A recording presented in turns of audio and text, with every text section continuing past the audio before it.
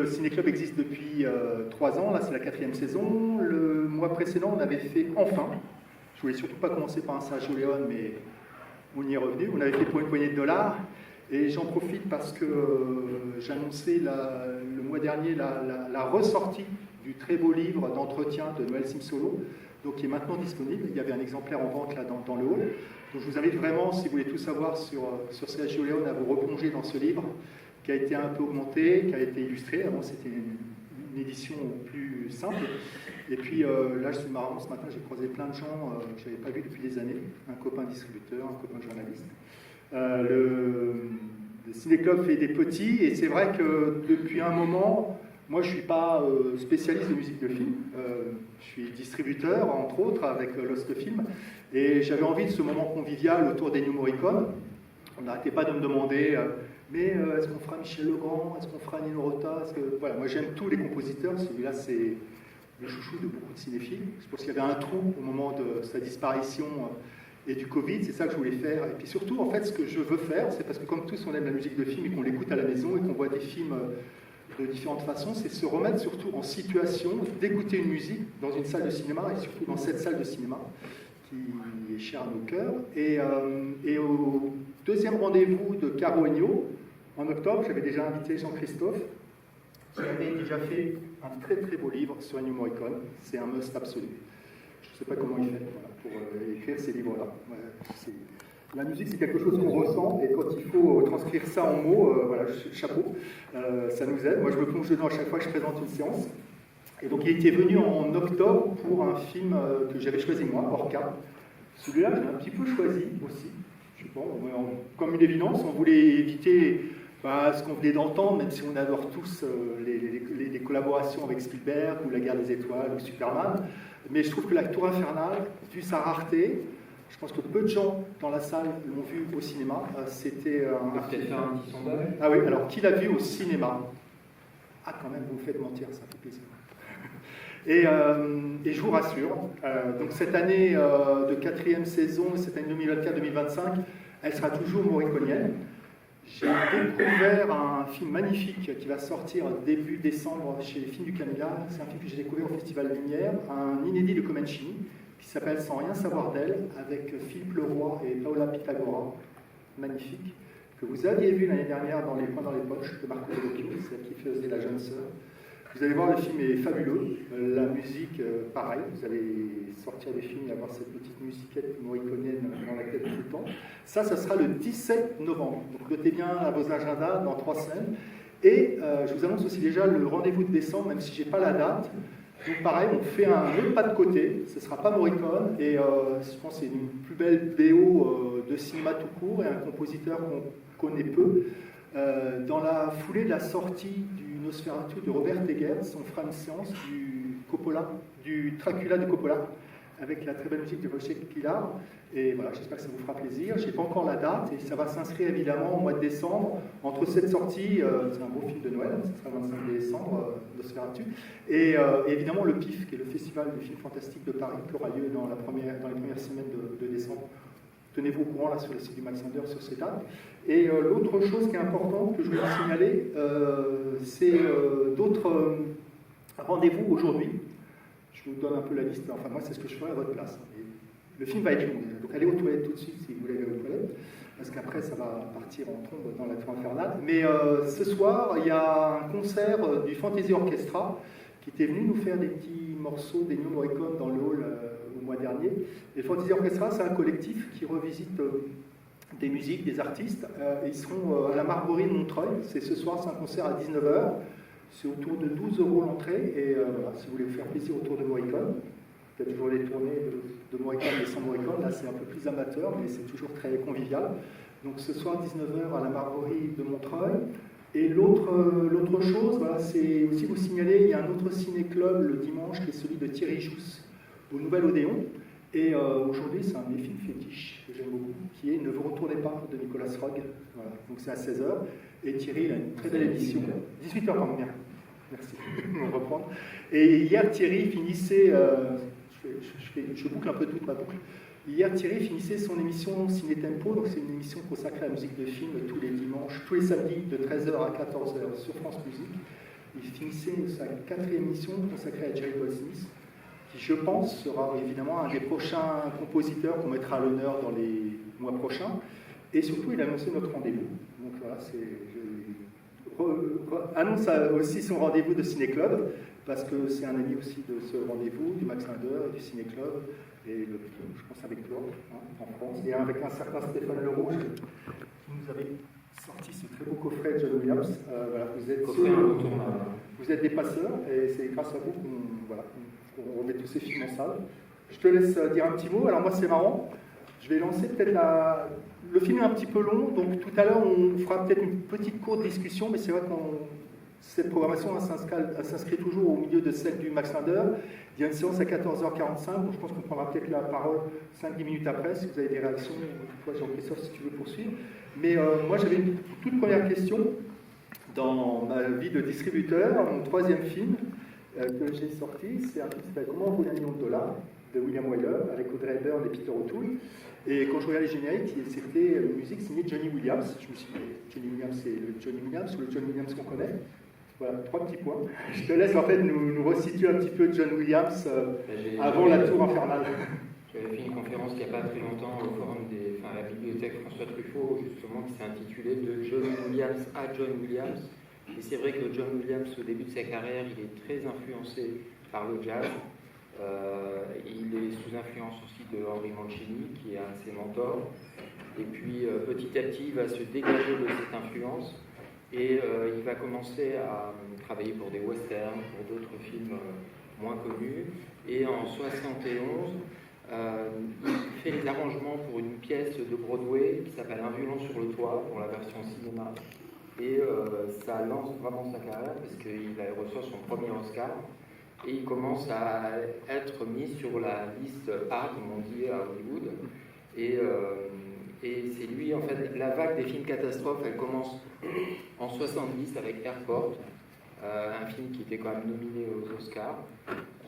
Et elle se poursuit en 72 avec Irwin Allen. En fait, on ne peut pas parler de la Tour Infernale de ce film. Ouais, sans parler d'Irwin Allen, qui était un grand producteur qui a été connu dans les années 60 pour des séries télé comme Au cœur du temps et Lost in Space, et sur lesquelles avait déjà travaillé John Williams. Et donc il a fait appel à nouveau. C'est des choses qu'on sait sans savoir en fait. On identifie toujours à Spielberg et on va dire à son éclosion avec Les Dents de la Mer, mais il y a un pré-Dents de la Mer, des choses qu'on connaît sans connaître. Ouais. Et en fait, il a fait appel à John Williams donc, pour l'aventure du Poséidon en 72. Et donc là. On est plutôt sur un bateau, c'est dans une eau. Je dis on est plutôt sur un bateau. Oui, voilà, ouais, c'est une vague énorme qui retourne un bateau. Et donc là, c'est vraiment l'antithèse. La Tour Infernale, c'est l'antithèse. Mais en fait, il y avait une grosse compétition entre les studios parce que quelques semaines avant, il y avait Earthquake, Tremblement de terre, qui était sorti, avec déjà une musique de John Williams. Pas d'Irwin Allen, par contre. Non, pas d'Irwin Allen. Et donc, Irwin Allen avait un peu la pression maximale. Et donc, là, pour ce film, pour la Tour Infernale, ils ont carrément fait appel à 2 studios. C'est la première fois qu'il y avait 2 studios qui s'unissaient pour produire un film. Donc, il avait quasiment un budget illimité. Et ça se voit vraiment à l'écran. Et quand on écoute la BO de Williams, on voit qu'en fait, il a fait appel à toute sa science de l'orchestration. Il ne faut pas oublier que quelques années avant, il avait fait Images, un film de Robert Altman, très peu connu, mais avec une BO très expérimentale, qui est vraiment géniale. Et il y a certaines traces de Images dans la Tour Infernale. Il utilise notamment un gong frotté avec un instrument qui fait un bruit étrange qu'on entend au tout début de E.T. Donc c'est un score très orchestral, évidemment, avec beaucoup de cuivre, avec le thème héroïque que vous allez entendre au début. Il y a tout le générique de début. En fait, Williams s'est battu avec Irwin Allen pour lui dire « laisse ma musique, ne mets pas le son d'hélicoptère en avant, mets ma musique en avant ». Oui, parce qu'il avait été frustré sur le film d'avant, il y avait des effets sonores, il y avait un procédé sonore qui avait pris un peu... Le sense surround. Ouais, le sense surround sur le tremblement de terre. Et du coup, là, vous allez voir tout le début, c'est vraiment son thème qui est mis en avant. Et ensuite, dans tout son score, en fait, il utilise ce thème-là, le thème d'une des chansons qui est chantée dans le film, qui reprend dans le score, et d'autres thèmes plus mineurs qu'il a composés. Mais ce qui est vraiment intéressant de voir et d'écouter dans ce film, c'est qu'il n'y a pas de la musique tout le temps.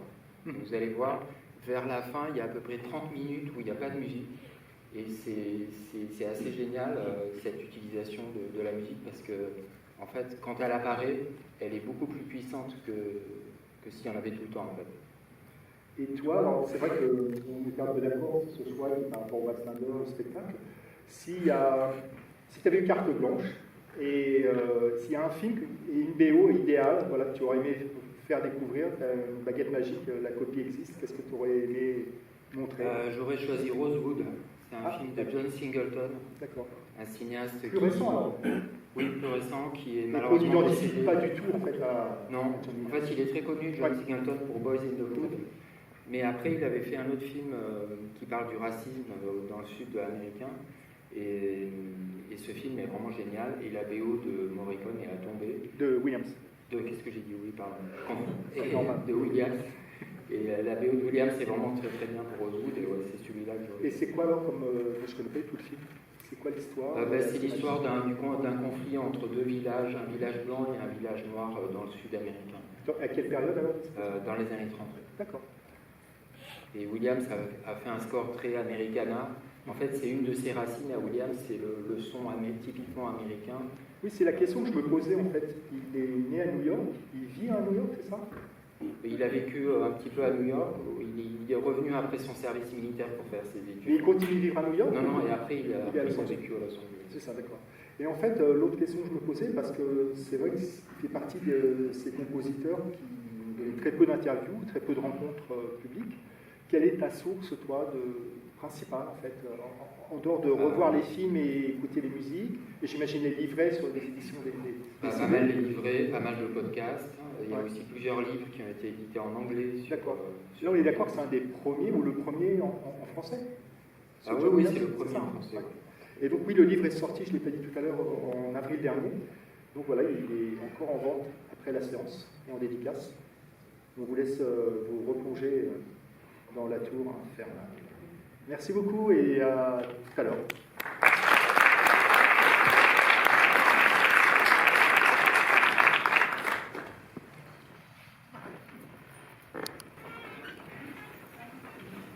On va avoir à peu près 10 minutes pour prolonger avec Jean-Christophe, et puis si vous avez des questions, parce qu'après il y a une séance, il y a tout un cycle autour de Batman, du Joker, et aussi d'un invité qui était là il y a quelques jours, Frank Miller.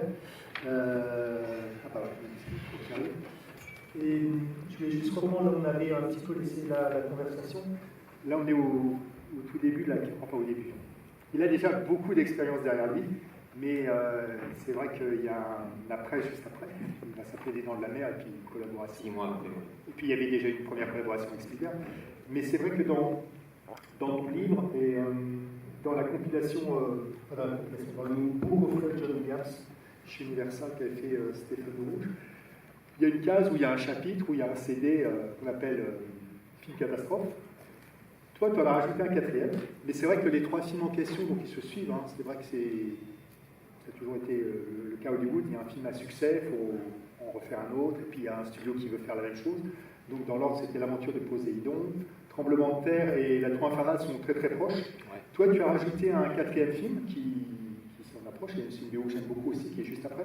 C'est Black Sunday, un film de John Frankenheimer, où là, c'est une histoire aussi d'action et de catastrophe aussi dans un deuxième temps. Il est plus à cheval sur deux genres. Oui, c'est ça. Que c'est un thriller politique qui se termine comme un film catastrophe. Ouais. Il n'est pas stricto sensu dans le genre, même s'il s'en rapproche beaucoup. Et la BO aussi est intéressante de Black. Là, en fait, il y a les prémices. C'est vrai que quand on se réécoute, quand on a un peu l'oreille, de choses qu'on va suivre, retrouver beaucoup. Alors, je ne sais pas, je me posais la question, c'était marrant hier aussi en écoutant la fin des dernières émissions autour de Goldsmith sur Ciné Tempo. Est-ce qu'on peut dire que ces réalisateurs qu'on aime beaucoup, qu'on suit, ils ont un style, enfin, est-ce que tu penses que toi, il y a quelque chose de reconnaissable à la première écoute d'une BO de John Williams? Ah oui, clairement. Ouais. Clairement. Et là, son style est en train de mûrir. Et là, il atteint une forme de maturation ici qui va vraiment exploser l'année d'après avec Les Dents de la Mer et puis après Star Wars en 77. Mais c'est marrant de voir qu'en fait, il a fait partie de cette première mode du film catastrophe, qui s'est complètement éteinte, parce qu'après le film suivant d'Irwin Allen, qui s'appelle The Swarm, n'a pas eu de succès du tout. Oui, qui est un peu plus modeste dans le... Ouais. Et en fait, la mode du film catastrophe s'est éteinte petit à petit.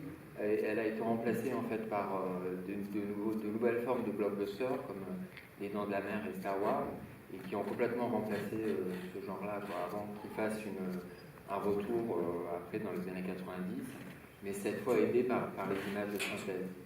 Alors que là, moi je trouve, en le revoyant, en le découvrant pour la première fois sur grand écran, ce qui m'a le plus marqué, c'est cette impression de réalisme en fait, qui est incroyable en fait. Parce qu'il y a quelques effets visuels, évidemment, quand on voit la tour, etc. Les maquettes, sur les plans larges, les mail paintings, etc. Mais l'inscrire dans la ville. Mais il y a beaucoup de choses qui ont été faites pour de vrai. Oui, c'est ça. Même les acteurs se sont impliqués pour faire eux-mêmes leur cascade. Et c'est ça qui est vraiment époustouflant. C'est-à-dire qu'il faut passer la première étape en effet d'inscrire le gigantisme. Fred Astaire qui arrive, qui lève la tête, ses maquettes au milieu de la ville. Parce que c'est vrai que quand on pense à la Tour Infernale, on pense tout de suite au World Trade Center à New York, et là on est à San Francisco. Et j'essaierai de remettre d'ailleurs sur la page Facebook du film et l'événement, il y a une très belle photo des deux maquettes isolées sur le film. Mais c'est vrai que il y a quelqu'un dont on ne va pas parler, parce que c'est aussi un autre film catastrophe à sa façon. Et puis moi, c'est en voyant l'ouverture avec l'hélicoptère, ça m'a fait penser à ça. C'est le réalisateur John Garvin, qui en fait est connu aussi pour King Kong, mais qui est juste après. En fait, moi, en revoyant l'ouverture avec les hélicoptères, ça m'a fait penser forcément à Jurassic Park, que je sais qu'il y a beaucoup comme BO. Ouais. Parce que c'est pareil, là on est dans une catastrophe, si on veut dire, c'est un monstre qui va tout détruire. Et puis là, il y a les King Kong. Il y a la séquence de Jurassic Park où ils arrivent effectivement sur l'île en hélicoptère, avec un superbe thème de John Williams. Et en fait, oui, ça fait un peu écho à ça, effectivement. Je n'avais pas pensé. Non, voilà, je ne sais pas si j'ai un déclic d'un seul coup en voyant le film. Mais c'est vrai que moi, c'est pareil, c'était un souvenir de télé à l'époque des 3 chaînes, et puis un petit peu après sur le câble ou l'autre. Et donc là, c'est vrai que je trouvais que ça prenait vraiment une saveur particulière. Puis la musique, on la entend, enfin vraiment, ça. Et puis des petites choses, alors moi c'est marrant, tu vois, tout à l'heure je parlais de comment voler $1 million, enfin il y a un petit gimmick que j'ai l'impression, en fait on a toujours l'impression que ces grands auteurs de musique, ils se citent eux-mêmes, mais indirectement, c'est-à-dire que quand on entend une bonne Morricone, de entendre un petit bout de quelque chose dans une composition après, là c'est pareil, enfin, je pense que c'est beaucoup. Après c'est marrant parce que, tout à l'heure on n'en a pas parlé, mais c'est vrai que dans sa formation, c'est un pianiste, c'est quelqu'un qui était plutôt sur une musique plus minimaliste, j'ai envie de dire, pendant longtemps. Et quand tout à l'heure tu parlais de Robert Altman, il y a aussi la musique du privé, et juste un petit peu avant, où là c'est l'antithèse, je pense, de tout ce qu'il a toujours fait par la suite. Mais c'est un compositeur à de multiples visages, en fait, Williams. C'est vrai qu'on le connaît surtout pour ses grands termes, très cuivrés, très héroïques. On est devenu cinéphile avec ça, ouais, avec Indiana Jones, c'est dans de la mer. Mais quelque part, ça occulte un petit peu le reste. En fait. Bien sûr. C'est vrai que le jazz a beaucoup d'importance dans sa carrière. Et il y a aussi un côté atonal dans son travail qu'on connaît moins, puisqu'il a beaucoup exploré dans ce qu'il a fait pour la musique de concert. Et c'est vrai que là, on en a quelques bribes, comme par exemple la scène où Paul Newman regarde dans le vide, là, dans le grand tuyau, et on entend ce bruit dont je parlais tout à l'heure, qui est utilisé dans E.T. Et c'est vrai que, en fait, son style s'adapte très bien à ce type de film, en fait. Et c'est pour ça qu'on a beaucoup fait appel à lui pour ces grandes épopées comme ça. Et en fait, le thème principal, c'est vraiment lui, il a composé comme un hommage aux pompiers de San Francisco. C'est pour ça qu'il y a ce côté héroïque. En fait, la peur, c'était de pas trop en faire, que la musique soit pas non plus omniprésente. C'est pour ça je trouve qu'elle est utilisée avec pas mal de parcimonie, quoi. Oui, il y a des moments où elle est vraiment avec les personnages, quels qu'ils soient, et puis elle revient dans le film. Et je me posais une question, je ne sais plus à quel point... toi, tu as eu l'occasion de voir des concerts de John Williams? Non, malheureusement. Il en fait pas, non? Non, il en a fait quelques-uns en Europe il y a quelques années. Et puis il y en a encore un de prévu normalement en juin de l'année prochaine à Berlin, si tout va bien. Voilà. On espère le voir un jour. en concept. Ça manque. Et par contre, c'est vrai, je repensais aussi à ça, il y a eu un documentaire, parce qu'on voyait aussi beaucoup de stars, et puis Faye Dunaway, il y a un documentaire qui a été montré au Festival de Cannes sur Faye Dunaway par Laurent Bouzreau.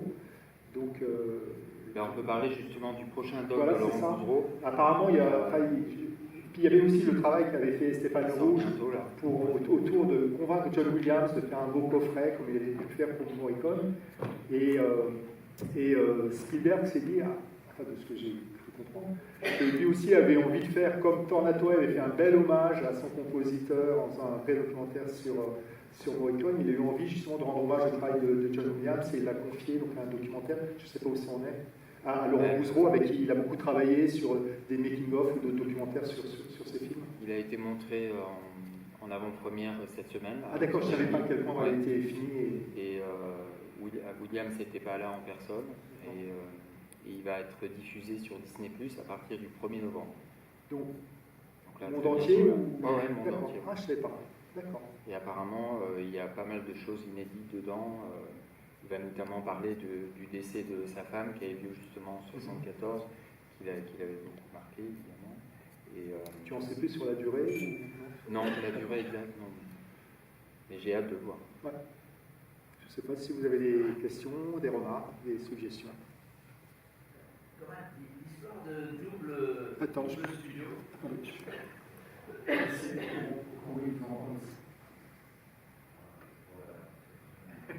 Non, quand même, l'histoire du double studio, c'est vrai qu'on n'est pas habitué à voir ça. Ça s'est fait beaucoup, il y en a eu beaucoup après, des coproductions.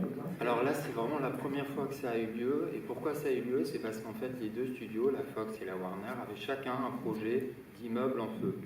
Il y avait tout basé sur deux livres différents. En fait, il y avait deux romans qui étaient en cours d'adaptation sur à peu près le même sujet. Ouais.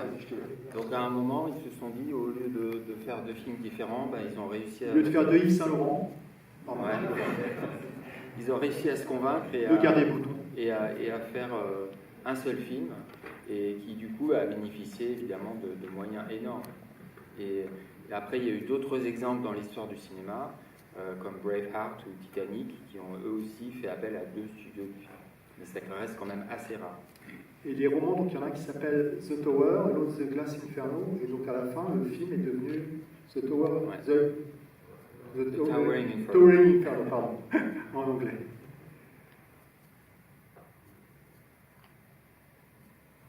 D'autres questions? Spielberg et Lucas connaissaient déjà l'époque de John Williams, ou c'est vraiment à partir de 1974 qu'ils l'ont rencontré?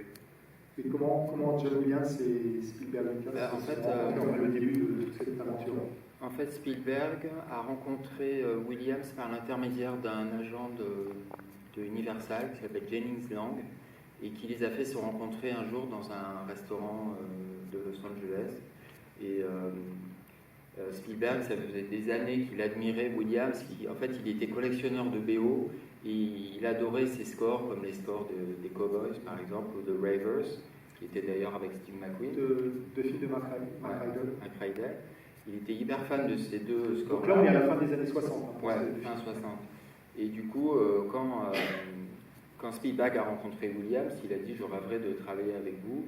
Et c'est comme ça qu'ils ont commencé à travailler sur le Sugarland Express, qui date aussi de la même année, donc c'est vraiment une année importante. Et évidemment, ensuite, on sait tous les films qu'ils ont fait ensemble. Ça a commencé comme ça. Et d'ailleurs, pour l'anecdote, Williams le trouvait très très jeune. À ce premier rendez-vous, il avait l'impression de parler presque à un ado. Alors que lui, il avait une quarantaine d'années, je crois. Ouais, c'est ça.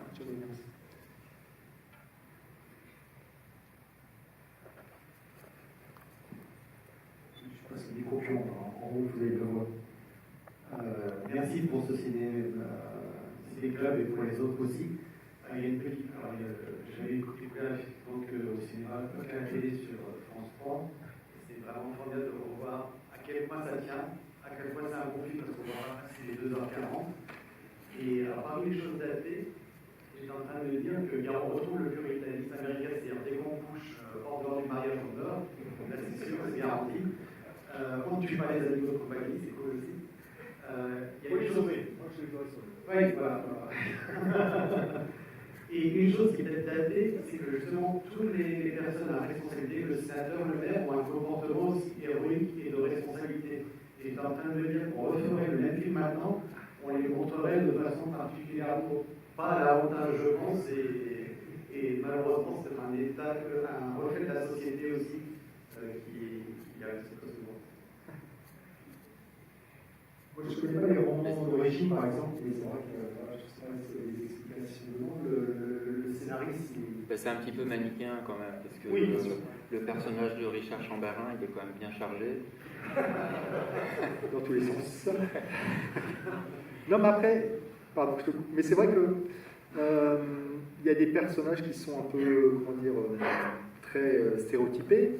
Après, c'est aussi des comédiens que les Américains, enfin, il y a plein de stars de cinéma, de télé, enfin, on les voit aussi sous des jours différents. Moi, c'est vrai qu'en revoyant, je t'ai coupé la parole, enfin, je pense à des choses comme ça.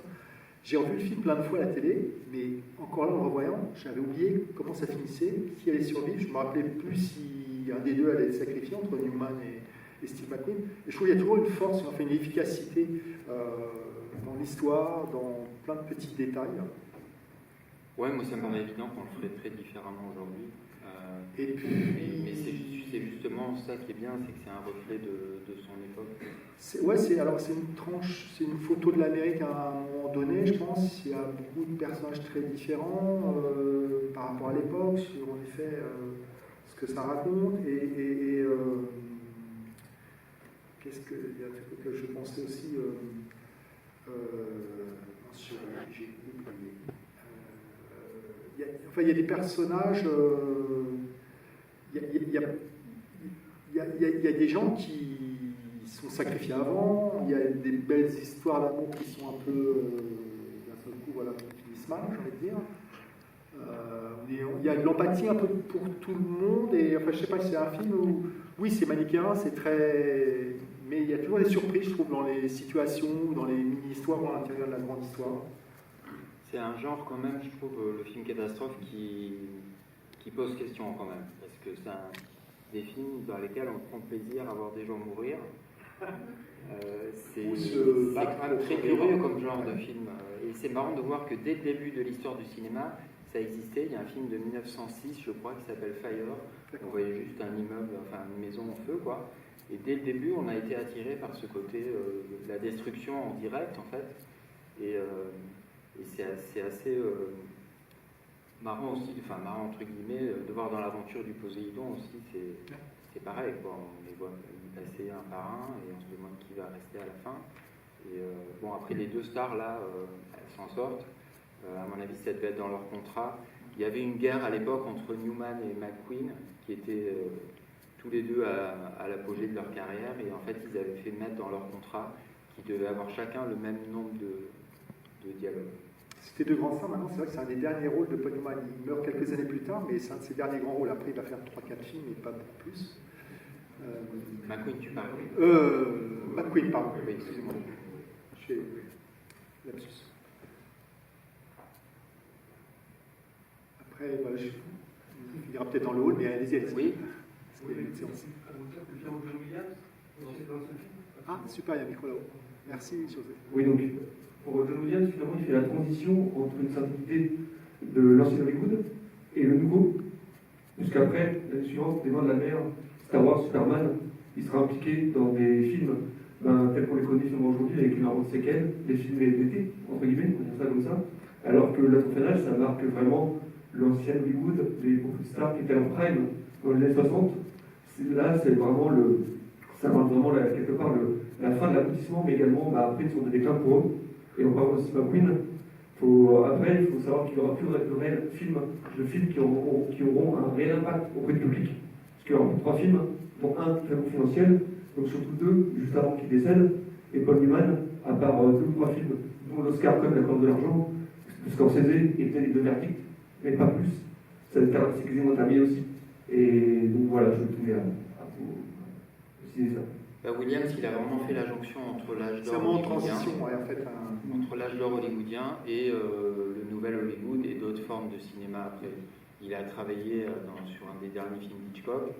Il a travaillé quand il est arrivé à Hollywood avec tous les grands maîtres de la musique de film, hein, qui ont été un peu ses maîtres. Et ensuite, Tu peux nous reciter peut-être les gens voilà, pour... il a travaillé avec, il a collaboré dans la BO il a joué du piano dans la BO de West Side Story, par exemple.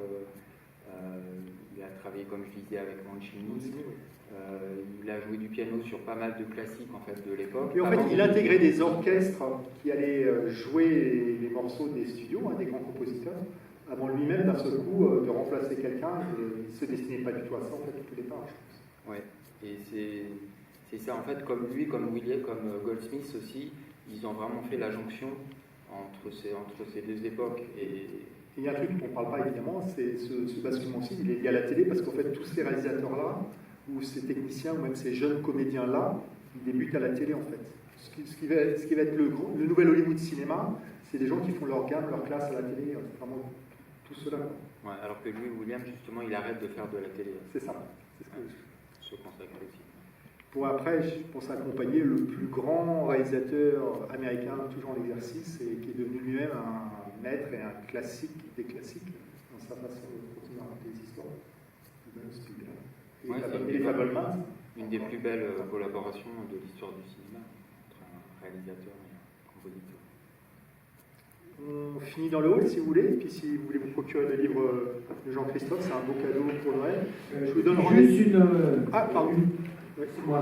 Juste une petite information. Alors, dans la Tour infernale, quand le film est sorti, je ne sais plus quelle date, dans le cinéma, John Williams a émis un prélude, c'est-à-dire avant que le film commence, dans le noir comme à l'ancien temps. Alors je pense que c'était peut-être lié aussi au copies 70 mm, où c'était beaucoup. Ah, peut-être. Enfin, moi, j'ai le CD et ça fait tout drôle de l'avoir. Et là, je vais finir par une question. Ouais. Est-il vrai que le chanteur du groupe Toto, c'est le fils de John Williams?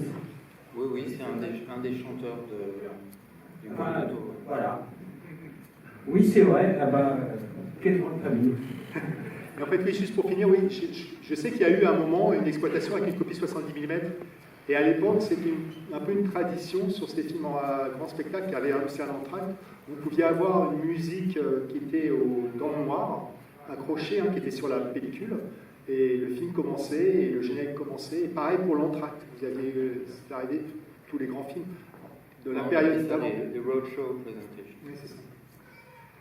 Oui, donc juste ce que je voulais dire, on va revenir à Ennio Morricone dans 3 semaines. Et vraiment, je vous conseille le film parce que c'est un petit bijou.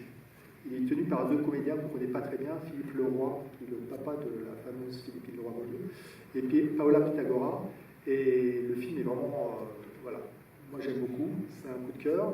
Ça sera une avant-première puisqu'il va sortir début décembre par les films du Camélia. Et là, oui, je voulais remercier aussi la société Warner qui nous a fourni la copie du film La Tour infernale. Ils ont fêté leurs 100 ans l'année dernière. C'est un petit studio, il faut leur donner un petit coup de main. Et sinon, il passe un film qui s'appelle Le Joker. Encore quelques séances au Max Linder. Merci beaucoup. Merci à vous. Merci.